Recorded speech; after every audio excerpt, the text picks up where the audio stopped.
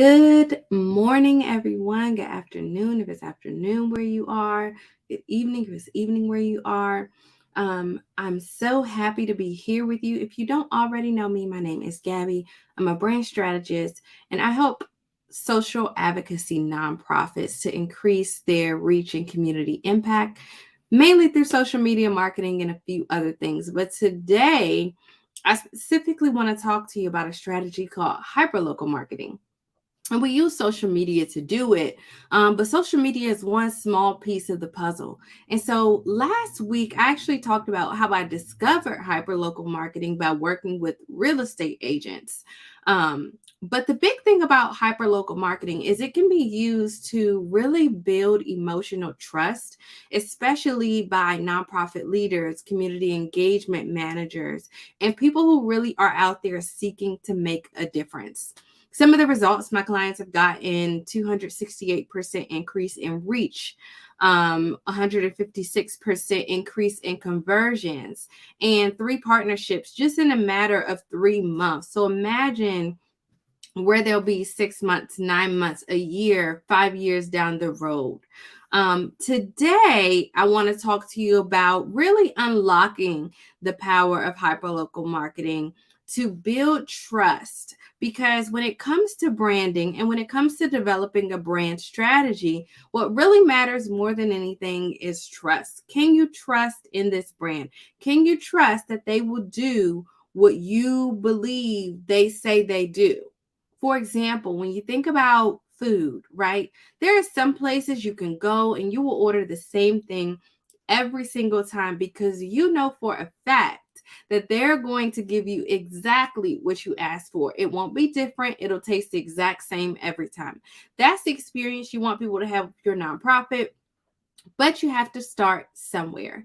Where most nonprofits start is programming. But the thing about programming is programming doesn't always equal impact. Local influence is what equals not only grant funding, but impact. So I'm sure you've been there. You've hosted a program, you hosted an event, and you get there, you set up, you're excited, you're ready to go, and no one comes. No one shows up. The room is empty, it's crickets, it's just you and your staff. We know how it feels. It sucks. You want to support your community and you're doing everything you can to support your community. But yet, all the work you are doing seems like it's not really having the impact you intended to have. Why does that happen? It's simple because you just don't have the local influence and relationships. There are pockets within communities. For example, maybe you have friends wherever you do your religious practices, if you do them. Maybe you have a book club. Maybe you have a group of moms. You have pockets of community within your larger community. And within those groups, there are conversations being had about what we're going to do today, where we're going to hang out. And for some reason, your organization isn't coming up in those small conversations. What you want is for people to show up. And why it happens is because you don't have the local influence you need. And so I want to share with you 2 definitions of community, because the fact of the matter is community is the one thing you're missing, and local influence is the key to unlocking or decoding community. And there's 2 definitions of it. So here's definition 1. I'm going to read it for you. A group of people living in the same place or having a particular characteristic in common. That's definition 1. Here's definition 2. A feeling of fellowship with others as a result of sharing common attitudes, interests, and goals. Now, if you had to choose, which one would you want to be a part of? My guess is it's number 2. One community is just by chance. We happen to live in the same place.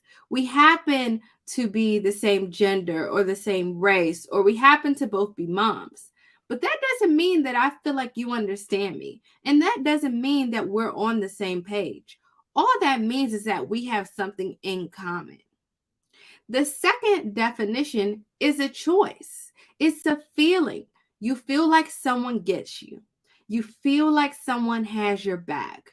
And when you're in the nonprofit world, that's where you need to be to make impact.